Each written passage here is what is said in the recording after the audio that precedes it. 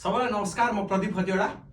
अहिले मैले नेपाल राष्ट्र ब्याङ्कको सहायक द्वितीय र सहायक निर्देशकको अबको 8-10 दिन कसरी व्यवस्थापन गर्ने भन्नेमा केही छलफल गर्न उपस्थित भएको छु। म एकदम संक्षिप्तमा कुरा गर्छु। अहिले तपाईहरुलाई केही चुनौतीहरू कस्तो हुन्छ भने एउटा त प्यानिक छ एक्जामको 8-10 दिन अगाडि वा 3-4 दिन अगाडि।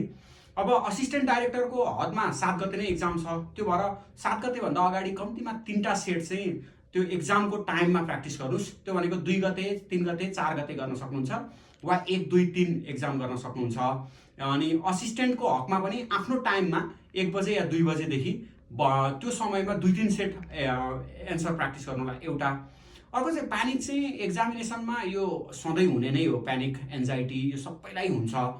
यो प्यानिक किनभने एक्जामिनेसन तयारी सधैँ कसैको पनि 100% भए हुँदैन। कसैको 90% होला, 95% होला, या कसैको 50% पनि नाम निस्केको हुन्छ। त्यही 50% कै एरियाबाट क्वेसन आयो भने उसले जुन पढाएको छ त्यही सेक्टरबाट आयो भने नाम निस्किन्छ। सो कसैले 2 महिनामा नाम निकाले भन्छ, कसैले 6 महिना पढे भन्छ, कसैले 2 वर्ष पढे भन्छ। त्यो चाहिँ आफ्नो कुन एबिलिटीको सेक्टर छ, एबिलिटीको सेक्टरबाट क्वेसन आयो भने त्यस्तो हुन्छ। तेस्रो कुरा के हो भने एक्जामिनेसन टाइममा सबैलाई प्यानिक हुन्छ भने तपाईले अब कसरी शान्त रहने त। सो शान्त रहनका लागि एउटा गुड फुड, अलि सुपाच्य खानेकुरा भन्छ हाम्रो वैदिक सनातन धर्मशास्त्रमा। त्यो भनेको भेजिटेरियन खाना, अलि फाइबर्सहरू ज्यादा भएको खानाहरू खानु होला। कम्तीमा 7-8 दिन 10 दिन मांसाहारको सेवन नगर्नुस्। अनि खानाहरू अलिक कम्ती खानुस्। जस्तो जतिले तपाईको पेट फुल हुन्छ त्यसको आधा खानुभयो भने पाचन क्रियामा ज्यादा शरीर व्यस्त हुँदैन र दिमाग अलिक चङ्ख हुन्छ। अलिकति धेरै नै कोठामा बसेर गुम्म भयो भने 15-20 मिनट स्वच्छ हावामा यसो हिँडेर आउनुभयो भने त्यो खुट्टाको न्युरो सिस्टमले गर्दा ब्रेनलाई एक्टिभेट हुन्छ। अनि लाइट खानेकुरा र थोरै प्याकेटको खानेकुरा र मांसाहार त यो उसमा गर्दै नगर्नुस्। त्यसले तपाईलाई एन्जाइटी बढाउन या आलस्यता बढाउन सहयोग गर्छ। अर्को कुरा चाहिँ अब एक्जामिनेसनमा जस्तो कि जति धेरै तपाईँ प्यानिक हुनुहुन्छ त्यति असफलता हुन्छ। तपाईँले महाभारतको युद्धलाई पनि हेर्न सक्नुहुन्छ। कृष्ण महाभारतको युद्धमा सधैँ शान्त र सौम्य नै देखिए, तर युद्धको 9-10 दिनमा जब भीष्म पितामहसँगको युद्धमा अर्जुनले धेरै इफेक्टिभ वार गर्न नसक्दाखेरि चाहिँ कृष्णले आफ्नो सुदर्शन चक्र निकालेका थिए। त्यति एउटा बाहेक अरूमा कृष्ण शान्त नै देखिन्छन् भने अर्जुन या कौरव पक्ष भनेको प्यानिकमै देखिन्छ। अझ दुर्योधन त जतिखेर पनि प्यानिककै अवस्था हुन्छ होइन। प्यानिक भइसकेपछि बुद्धि विवेकको ऱ्यासनल युज गर्न सकिँदैन। सो एक्जामिनेसन टाइममा पनि तपाईँले 15-20 मिनट, आधी घन्टा, 1 घन्टामा अलिकति ब्रेक लिएर 5 सेकेन्ड 10 सेकेन्ड लङ ब्रेथ लिनुभयो भने तपाईँले दिमागमा, मस्तिष्कमा अक्सिजनको फ्लो बढ्छ अनि दिमाग अझै रिफ्रेस हुन्छ। अब एक्जामको दिन तपाईँले खाना एक्जाममा जानुभन्दा अगाडि अलिकति अगाडि मात्रै खानुभयो भने एक्जामिनेसन टाइममा आलस्यता आउँछ। धेरै 8 बजी 9 बजीतिर खानुभयो भने कम्तीमा 11-12 बजीसम्म त्यो प्रोसेसिङ भइसकेको हुन्छ। तर त्यो गर्दाखेरि एक्जामिनेसन हलमा ग्लुकोजको कमी हुनसक्छ दिमागमा। सो एक्जाम हलमा छिर्नुभन्दा अगाडि चक्लेट खाइदिनु भयो भने अलिक ग्लुकोजको मात्रा पनि बढ्छ। त्यसले अलि दिमागलाई को इफेक्टिभनेस बढ्छ। भन्न खोजेको प्यानिकलाई कम गर्नका लागि एउटा खानपानमा ध्यान दिनुस्। अर्को रिभिजन अहिले महत्त्वपूर्ण छ, तर नयाँ कुरा नपढ्नुस्, भएको नोटलाई रिभिजन गर्नुस्। अनि 3 सेट कम्तीमा असिस्टेन्ट डाइरेक्टरले आन्सर लेख्नुस्। त्यही पनि राइट टाइममा, जुन टाइममा तपाईँ एक्जाम दिन जाँदै हुन्छ त्यही टाइममा नै लेख्नुस्। अनि अर्को कुरा के हो भने योचोटि तपाईँ असफल हुँदाखेरि वा फेल हुँदाखेरि नाम ननिस्किँदाखेरि संसारै पल्टिने भन्ने हुँदैन। फेरि साउन भदौ असोजतिर त फेरि विज्ञापन आइ नै हाल्छ।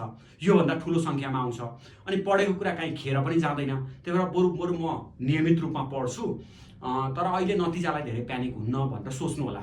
जो मान्छेले रिजल्टमा धेरै प्यानिक हुन्छ त्यो मान्छेलाई चाहिँ यो एन्जाइटीले समाउँछ। जस्तो कि अर्जुन अरू दिन त शान्त नै थिए, तर जब जयद्रथ वधको जुन त्यो युद्ध थियो त्यो दिन चाहिँ अर्जुनलाई टाइम म्यानेजमेन्टको प्रब्लम परेको थियो। किनकि सूर्यास्त भइसकेपछि सम्म पनि जयद्रथ वध भएन भने अर्जुनले अग्नि समाधि दिन्छु भनेको थियो।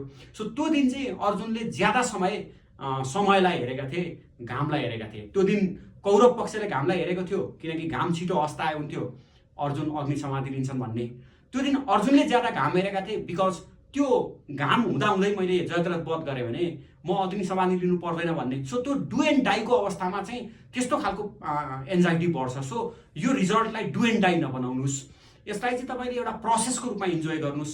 यो एउटा राष्ट्र ब्याङ्कको एक्जाम दिन पाउनु पनि तपाईँको लक हो, किनकि नेपालमा मास्टर्स पास गरेका योग्य मान्छेहरूले मात्रै, क्वालिफाइड मास्टर्स पास गरेका क्वालिफिकेसनहरूको मात्रै वार हो भनेपछि यसै पनि एडी एक्जाम दिनु नै एउटा सफलता पाइसक्नु भएको छ भनेर यसलाई प्रोसेसमा कसरी कन्भर्ट गर्ने, प्रोसेसमा कसरी ह्याप्पिनेस खोज्ने त्यसमा जानुस्। अर्को कुरा, तपाईँले आफूलाई मेरो नाम निस्किँदैन भनेर अन्डर एस्टिमेट नगर्नुहोस्, किनकि तपाईँले सोचेको कुरा काहीँ न काहीँ शरीरले बुझ्छ। तपाईँले ठट्टा गरेर बोलेको कुरा पनि शरीरले सिरियसली लिएर आउँछ कि तपाईँले कोही बेला एकदम अरूलाई चाहिँ लुकाउने हिसाबले पनि मेरो त केही तयारी छैन, फेल हुन्छु, राम्रो छैन भनौँ भने शरीरले त्यो बुझिरहेको हुन्छ, शरीरले साँच्चै पत्याउँछ कि। त्यही भएर तपाईँ त्यो नेगेटिभ कुराहरू भाइब्रेसन गर्यो भने बडीले त्यसलाई एक्मटाइज गर्न थाल्छ र त्यसको नतिजा पनि नेगेटिभ आउँछ। सो त्यो पनि नगर्नुहोस्, पास पनि हुन्छु भन्दै नहिँड्नुहोस्, फेल हुन्छु भन्दै पनि नहिँड्नुहोस्, प्रोसेसमा इन्जोय गर्नुहोस्। अनि यो भएन भने फेरि म लगातार तयारी गरिहाल्छु भन्नुहोस्, आफ्नो ग्याप आइडेन्टिफिकेसन गर्नुहोस्, मौन बस्ने प्रयास गर्नुहोस् र मौन बसेर आफूले आफ्नो बारेमा स्वमूल्याङ्कन गर्नुहोस्। यस्ता कामहरू गरेर चाहिँ तपाईँले आफूलाई यो अहिले काम एन्ड पिस बनाउन सक्नुहुन्छ। निन्द्रा महत्त्वपूर्ण छ, त्यही भएर यस्तो बेलामा अलार्म लाएर 3 घन्टा 4 घन्टा मात्रै नसुत्नुहोस्। निन्द्रा लाग्छ भने 7 घन्टा 8 घन्टा 10 घन्टा सुत्ने बेला हो यो। तर यताउति पछाडिएर चाहिँ निन्द्रा नलागे पनि खाटमा लड्ने काम चाहिँ नगर्नुहोस्। तपाईँले निन्द्रा जति सक्दो धेर लिनुहोस्, तर बाँकी रहेको समयमा त्यसलाई इफेक्टिभ तयारी गर्नुहोस्। सो यही कुराहरू ध्यान दिनुहोस्। अब 7-8 दिनमा तपाईँले एकदम नयाँ कुरा गरेर चाहिँ काया पलट गर्छु भन्न पनि सक्नुहुन्न। यो 7-8 दिन यत्तिकै आइडल बसेर पढेको कुरा बिर्सिन पनि भएन। सो सन्तुलित तरिकाले अगाडि बढ्नुहोस्। स्वस्थ खानपान, स्वस्थ विचार, आइसोलेसन र तपाईँले उत्तर अभ्यास र रिभिजन गर्नु भने अझै पनि 7-8 दिन भनेको यो इफेक्टिभ, यो एकदम पिकमा जाने समय भएको हुनाले यसलाई यसरी युटिलाइज गर्नु होला। एक्जाम हल म्यानेजमेन्ट र एक्जाम हलभन्दा अगाडिको म्यानेजमेन्टमा ध्यान दिनु होला। अनि एक्जाम लगातार 3 दिन भएको हुनाले पहिलो दिन त तपाईँको हात राम्रै तरिकाले चल्छ, तर दोस्रो दिन एक्जस्टेड हुनसक्छ। सो त्यस्तो अवस्थामा यो ह्यान्डको ग्रिपको अभ्यास गर्नुहोस्। बिहान अलिकति नकल पुसअप यसरी मुठी पारेर पुसअप गर्नुभयो भने यो रिस्ट दह्रो हुन्छ, हात कम थाक्छ होइन। अलिकति भए पनि शारीरिक अभ्यास गर्नुहोस्, तर 2-3 दिन अगाडिदेखि चाहिँ यो सबै काम बन्द गरेर रिभिजनमा मात्रै ध्यान दिनुहोस्। यहाँलाई धेरै धेरै शुभकामना। फेरि आगामी कक्षाहरूमा हाम्रो भेटघाट हुन्छ नै।